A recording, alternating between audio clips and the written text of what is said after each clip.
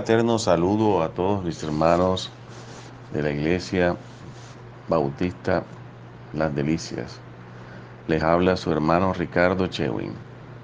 Continuaremos en el día de hoy con el seminario básico de cómo estudiar la Biblia, el Antiguo Testamento, y por qué las cosas que se escribieron antes para nuestra enseñanza se escribieron, como lo vemos en Romanos 15:4. En las últimas semanas hemos establecido una base para entender cómo estudiar la Biblia, considerando su autoridad, su confiabilidad, las dos categorías o teologías claves, la teología bíblica y sistémica, y el método de estudio regular más productivo, el estudio inductivo bíblico. Haciendo énfasis, pasamos ahora a la segunda sección de nuestra clase, donde consideramos las partes de la Biblia y sus respectivas categorías interpretativas y reglas. Comenzamos esta sección con la discusión de hoy sobre cómo estudiar el Antiguo Testamento. Pero antes de que abordemos la pregunta de cómo estudiar el Antiguo Testamento, debemos discutir brevemente qué es lo que realmente constituye el Antiguo Testamento. El Antiguo Testamento está compuesto por 39 libros,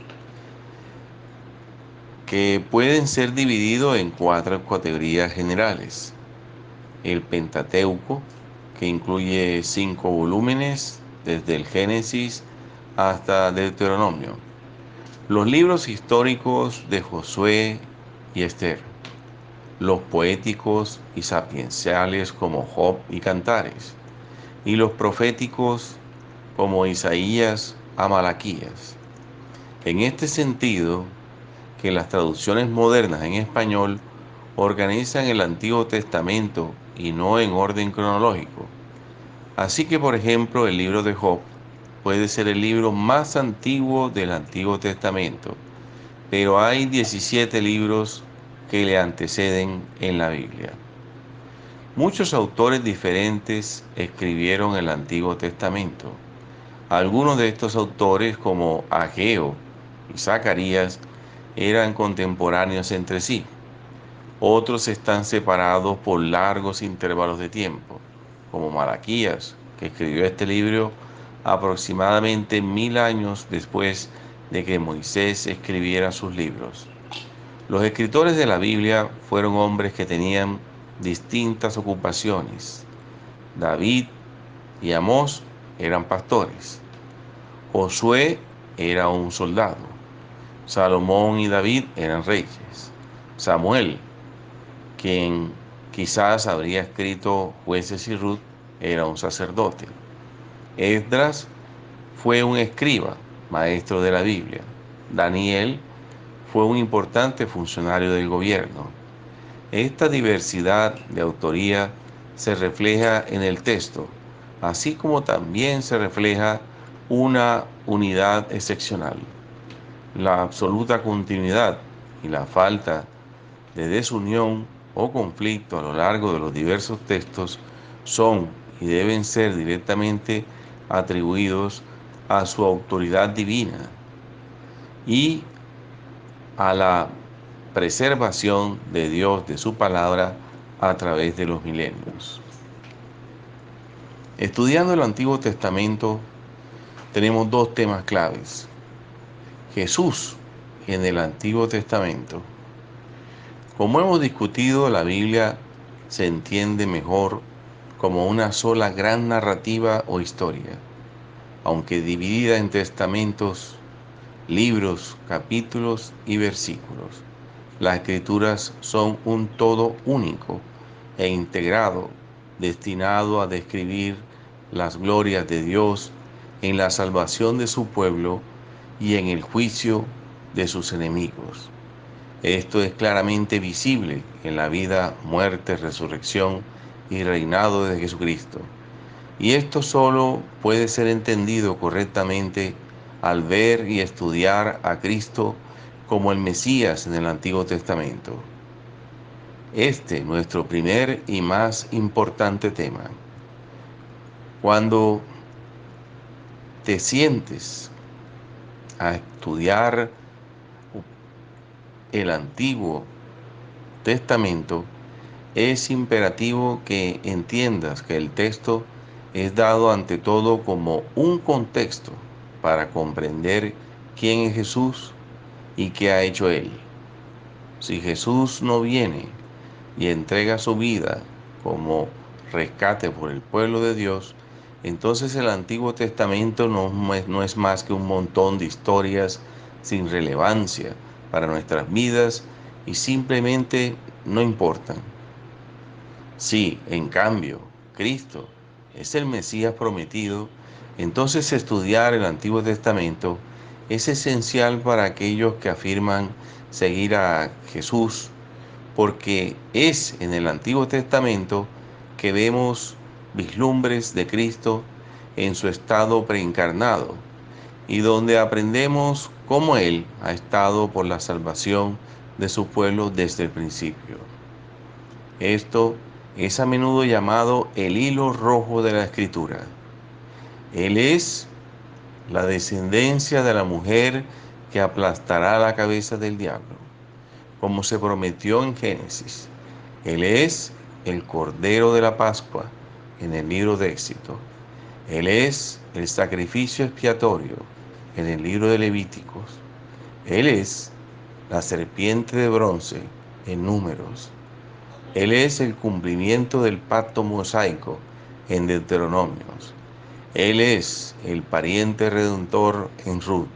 Y Él es el siervo que sufre en Isaías.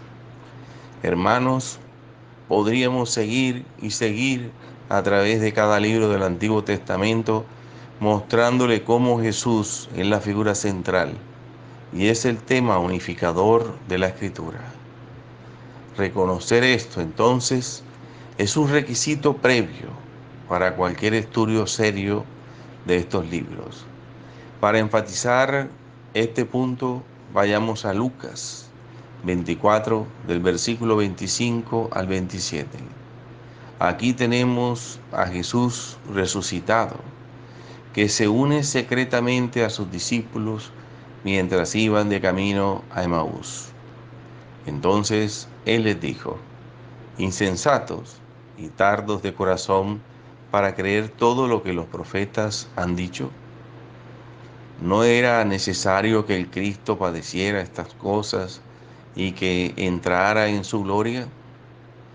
Y comenzando desde Moisés y siguiendo por todos los profetas, les declaraba en todas las escrituras lo que de él decían.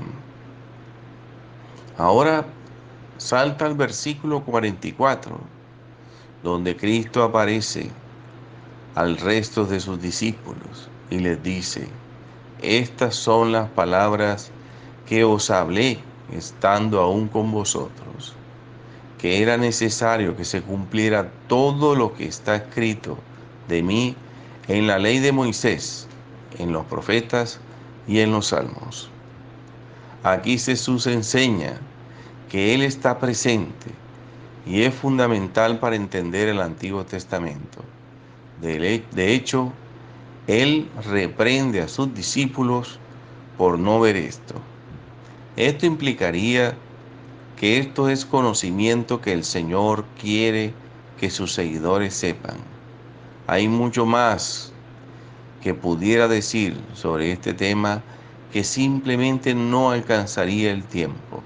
Pero es importante empezar con este tema porque es la base y justificación para todos los temas. ¿Hay alguna pregunta? Otro tema clave en el Antiguo Testamento son los pactos. Generalmente, un pacto es un acuerdo entre dos partes respecto a cómo se relacionarán y tratarán de manera justa entre sí. En el caso de los pactos de Dios, Él asume el rol de soberano y su pueblo asume la postura de súbditos o siervos. En estos pactos es Dios quien dicta los requisitos para ambas partes. Si leemos Éxodo 19 del versículo 4 al 6. Vosotros visteis lo que hice a los egipcios, y cómo os tomé sobre alas de águilas, y os he traído a mí. Ahora pues, si diréis, oído o mi voz, y guardaréis mi pacto, vosotros seréis mi especial tesoro sobre todos los pueblos, porque mía es toda la tierra, y vosotros me seréis un reino de sacerdotes y gente santa. Estas son las palabras que dirás a los hijos de Israel. Aquí tenemos a Dios hablándole al pueblo de Israel al pie del monte Sinaí, habiéndolos liberados de Egipto. Esta porción de la escritura es a menudo llamada el pacto mosaico, y es aquí en donde Dios establece los requisitos para su pueblo, Israel. ¿Puede alguien identificar estos requisitos?